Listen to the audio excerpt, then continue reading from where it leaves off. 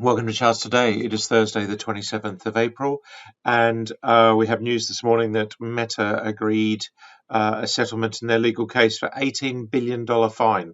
And you would think that would be enough to move the price lower, but the market considers that to be relatively good news and was fearing worse than that. So we saw Meta actually up 1% yesterday. The trend is still down on that medium-term chart. If we look at the long-term chart, we can see we've also turned a corner from a very long period of rising, some $100 to $800, 8 times increase in about 3 or 4 years. But now we are seeing that falling away, so really quite key. And we've got work to do to get back above the clouds. So Meta taking that in its stride short term.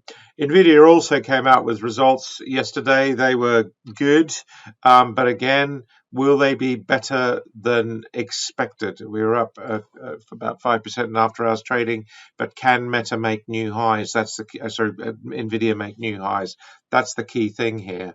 And if you look at that medium-term chart, we have got upside targets, but and if we look at the short-term chart, we've had those downside targets in the run up to results. So there's fear that the growth levels could not be sustained. So the key thing will be, can Nvidia make a new high? That's the really big question. Elsewhere, we're seeing Tesla down 1.3%. News there that they've had a recall in China. That's on the medium-term chart, still bearish below the trend. And again, if you look at the long-term trend, we've got downside pressure there. And Nvidia really does need to break that 500. Tesla needs to break that 500 level to really get going. Elsewhere, we had Apple up 1%. That chart's still looking pretty good, both on the medium and the long term. A very different picture there for Apple, so that's quite key. Amazon reported to be buying more chips for Nvidia, also in a strong uptrend, and Google also, or Alphabet. Microsoft, we've seen a lot of volatility in Microsoft over the last 2 years, and we really haven't got going there. That's the long-term trend. The medium term, we can see we've had this underperformance. We've come back a little bit recently, but we need to break higher for that recovery to be sustained. The SpaceX chart, that's quite key. That 139 level, we really are just struggling there. So we are stuck in a range really now, and can't break above that 150 level. And again, news there that they're going to build a $100 billion facility. So it's really quite interesting. Semiconductors, we saw a little bit of a recovery there yesterday in the SOX index, but it is still a very mixed picture, waiting to see if we make a new low or a new high. Looking at markets more generally, we saw the dollar just fairly flat. The performance is still there medium term below the cloud. If we look at the 60-minute chart, that was the double bottom that we talked about last week, and we're now moving back above that.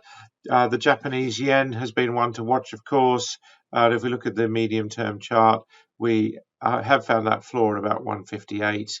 And so that's quite key. Sterling, still waiting to see which way we're going to break. We're pushing towards the upside, but we have to wait and see. Bitcoin's performance continues, but now we're going to hit some resistance at around 83,000. That's going to be really key to see if we can break that. Looking at the short-term chart, you can see we've moved. We're running slightly out of steam. We've got a downside target. We need to break above that level there, or below the 76,800 level would not be great, or even worse, 75,600. The Nasdaq held up pretty well yesterday. Looking at the short-term chart, we are still struggling to get moving to new highs on the Nasdaq. That's showing through, and if we look at the daily chart on the S&P, we're more bullish there than we are on the Nasdaq. This is the Nasdaq future. You can see we're just struggling to make new highs. The UK market's down this morning, down 0.6%. So just struggling again to break to new highs. Markets are generally fearful. We've got DAX also struggling. It is the tail end of August, so a lot of people still on holiday. And then if we look at the Japanese market, that trend continues to be strong on that weaker yen.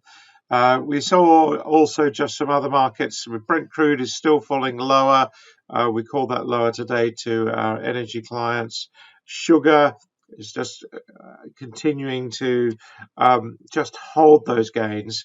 We've got upside targets and we're still holding just above the cloud.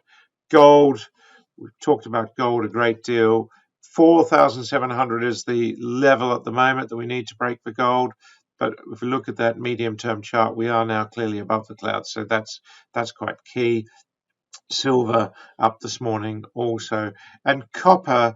This is one that has been making new highs. So really, just seeing that price increase almost doubled in the last year and a bit. So that's really significant as well.